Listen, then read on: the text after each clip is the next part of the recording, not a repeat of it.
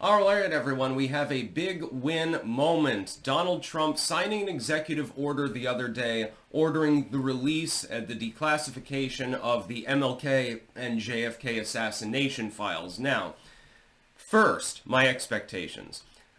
I expect this to be probably held up for some time. I would be surprised if they were immediately released. It's within 15 days is what the executive order states. There might be a legal blockage to this. Part of it might actually come from the Kennedy family, ironically enough. RFK Jr. is fully on board with this. In fact, I think he literally asked for it. The other Kennedys are not so spectacularly happy about this advent. They think it's a political stunt. Now, I see it as disclosure. It's just letting the public know what actually happened in those cases. I would go further, by the way. I would say RFK and Marilyn Monroe should both be on that docket. I fully suspect, here's what I think happened in these cases. I'll give you my theories before we talk about the pragmatism involved with the politics. JFK was killed by the U.S. government in association, by the way, with Lyndon Baines Johnson and the governor of Texas at the time and the Soviet Union, because he didn't get the memo that you weren't actually supposed to go into nuclear combat. He was ready to press the trigger, so to speak. You were only supposed to posture for public purposes in order to make a shit ton of money off of the arms industry. And so he was knocked off. RFK, in association with him, was later killed. I do not believe Sirhan was necessarily the killer. I think he was drugged up and they planted a gun on him after some federal agent probably fired the shot. And by the way, RFK Jr. believes in this as well. He I believe, has visited Sirhan. Marilyn Monroe fucked both of them, along with probably 100 other rich and connected people. She apparently was very good in bed. At some point, they assassinated her too. I do not believe that it was a self-inflicted overdose. I believe that a couple CIA agents got into her room and fucked her in the ass, basically with a turkey baster full of drugs. I believe she was murdered. I do not believe that she killed herself. I do not believe she accidentally overdosed. Makes no sense. Again, when you associate all of these people together, you begin to see a pattern. Call me a conspiracy theory. I don't give a fuck, because we might be getting disclosure on at least a couple of these cases soon. Martin Luther King was provably killed by the U.S. government. Now, was he a womanizing commie? Yeah, definitely womanizing, kind of a commie. Yes, absolutely. I don't think that the message of, let people be who they want to be and judge them by the content of their character is definitely not really a communistic thing. His main core message, which was overseen by Malcolm X, who literally watched out with the combat rifle while MLK was speaking, acting as security, I don't know that it's not really a communistic message. Did he have left-leaning tendencies? Yes. Was there a Red Scare going on at the time and the government was killing everything that moved if they believed that in any way it was subversive? Yes. That's why, in my opinion, MLK died. Now let's talk about the actual files. We could get several outcomes here.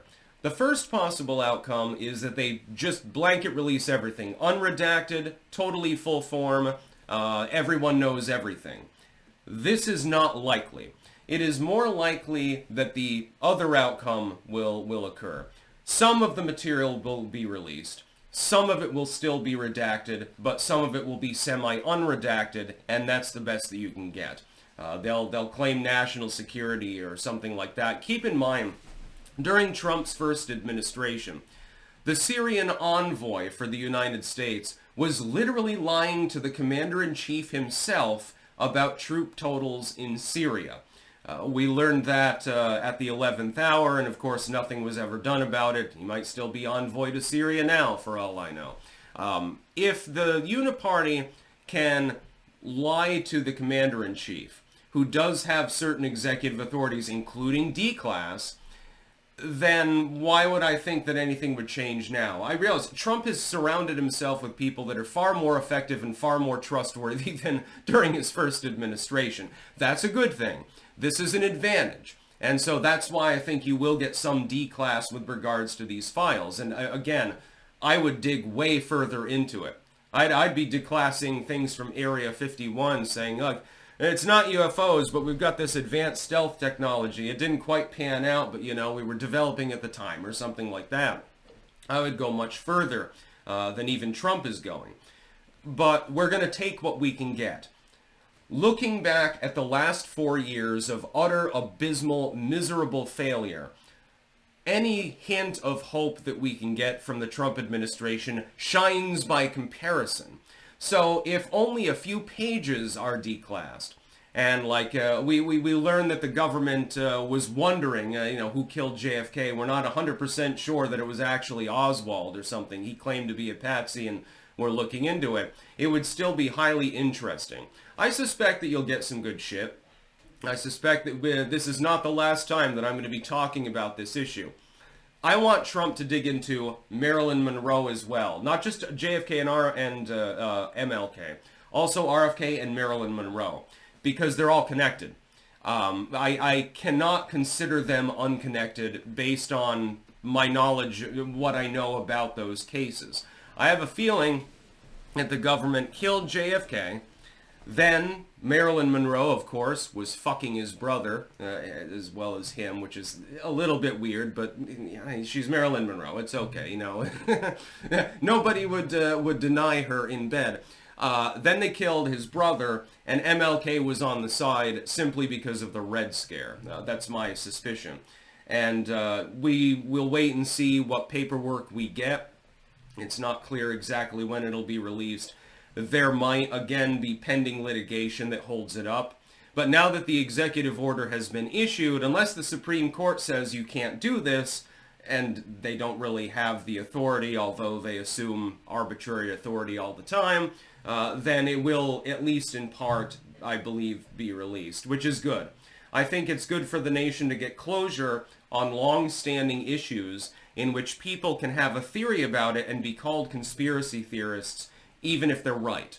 And I believe that I'm right on all of these cases. I think I know basically how it played out. I may be wrong. Maybe we get the paperwork and the government has actually found internally, yeah, it really just was Lee Harvey Oswald. There was no second shooter and he was radicalized or something. That could be the case. Why would there be so many people in the government that don't want these papers released, though, if the canonical story was true? Because, I mean, it wouldn't look bad on the government other than maybe the security detail that day.